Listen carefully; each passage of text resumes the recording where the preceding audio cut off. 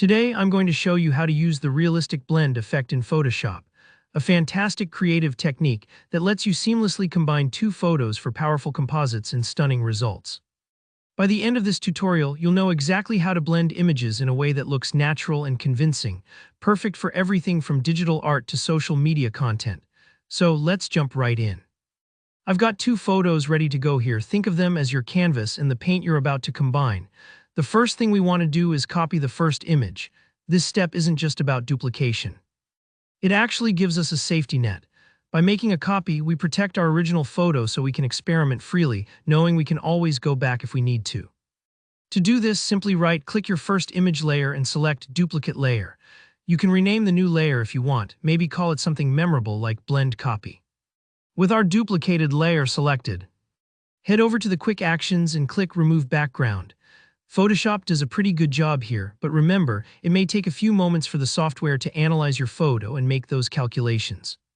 Don't worry if the result isn't perfect. Sometimes stray edges or missed areas happen, but for basic blends, you're setting up a great foundation. Once the background's gone, you'll see your subject standing out on its own, which helps with realistic blending later. Now, after you've removed the background, go ahead and hide the background removed layer. Just click the little eye icon next to it in your Layers panel. You're not deleting it. You're simply putting it aside for a minute, like placing a helpful tool on standby. Next, bring in your second image, the one you want to blend with the first. Drag it into the document and make sure it's sitting underneath your original copy layer. The order matters. Photoshop blends from top to bottom, so your first image should be above your second image in the layer stack. This layering approach is a bit like stacking papers, where you want to see both but you need the right one on top for the best mix. Now let's select both layers, the top copy and the second image. Hold Shift and click each layer so they're highlighted together. Once they're both selected, head up to the Edit menu and look for Auto Blend Layers. This is the magic moment where Photoshop works its algorithms to merge the colors, lighting, and textures between your two images, making everything look as if it was shot together.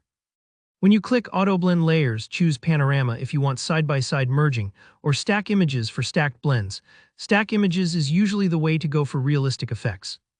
It might take a little time to process, especially with high-resolution photos, so don't panic if Photoshop churns for a few seconds.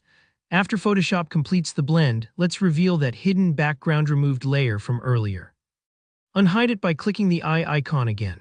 This brings the isolated subject back into the blend, and because its background is gone, the transition between the two photos is much smoother and more visually realistic.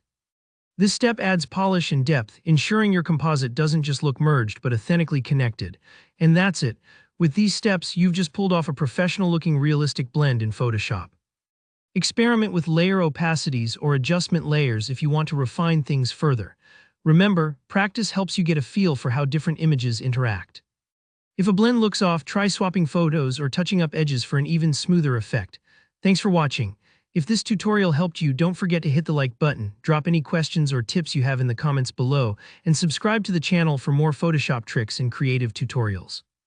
Keep experimenting, and I'll see you in the next video.